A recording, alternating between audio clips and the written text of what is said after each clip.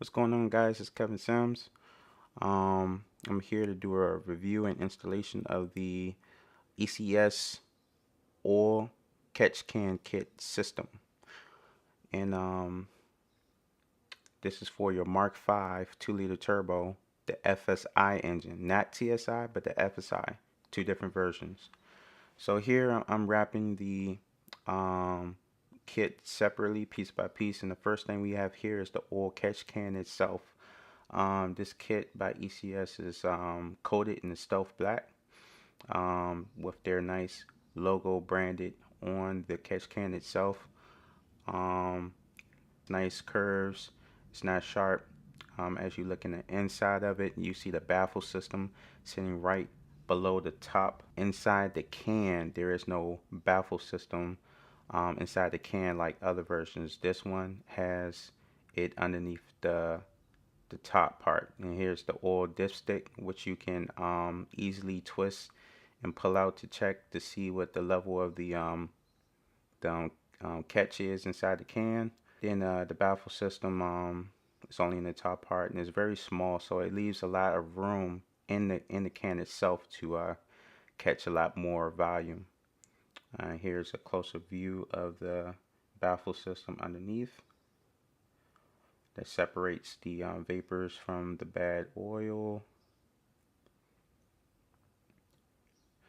Alright, and now here we have the braided lines. The kit comes with the oil catch can and two braided lines. Here's the braided line. Once again, it's all stealth black. It comes with a 90-degree angle on the second one. The other one has two 45-degree angles. So the one with the 90-degree is probably going to go at the very bottom. The spacer that came in the kit is going to go on one of the braided lines. The leak cap, that's going to go on the valve on your intake manifold to block where the breather line goes. Alright, so next, this is the PCV valve adapter plate that is going to swap your PCV to the oil catch can system. And it has the nice ECS branding logo on the top as well. And it's right into the machined product versus being a sticker and on top, so that you can wash it, it can get some oil on it, and you don't have to worry about the white logo getting dirty or anything. Alright, and this is the oil catch can holder. This is going to hold the oil catch can. It's going to sit over by the windshield washer reservoir over to the passenger side. You can feel it shoot right up your spine. You can feel it spike in the back of your mind. You can feel it explode and send the shrapnel. I'm going to go ahead and start by removing this PCV valve hose that connects from the intake manifold to the PCV valve system itself. It's one of those pinch and pull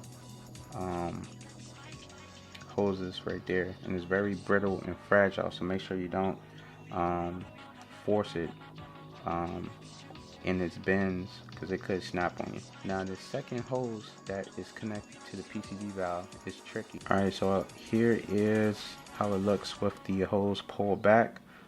Just want to also mention and note, pull this sensor here that connects to your high pressure fuel pump. Pull that sensor back and off away, so that you have a little bit of room to pull that that one hose off of the PCV valve. And you just gotta get these 4 star screws. You're gonna need a T25, I believe it is T25, to get those off.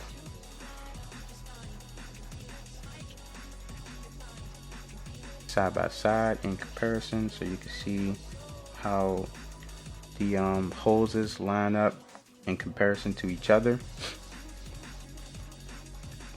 You see it's very similar, so that you won't have a much of a difference trying to install the the adapter plate or the fittings, or have any issues with those 4 star screws that you gotta have to put back in. Everything's pretty much the same, and everything should line right up perfectly. Over here, I'm gonna begin to install the oil catch can holder. Now, those are the 2 positions that are going to hold the oil catch can holder. Now the screw and washer that's already attached to the holder itself, you're going to take that off and use that for the left side. Alright, here we go. This is the final installation of the ECS oil catch can system. And I also degreased my engine and used some gunk shine, engine shine, so that's why it looks so shiny underneath. Good product as well. So here we go, guys. This is how it looks, finished product. You can see the oil catch can over there to the left. It was a little bit headache trying to get that one screw onto the adapter plate and then put the braided holes on afterwards, but after that everything is pretty much a breeze. So that's it, guys. I'm gonna do some more parts reviews and installations as I purchase them and put them on my Mark V GTI FSI engine. And stay tuned, subscribe,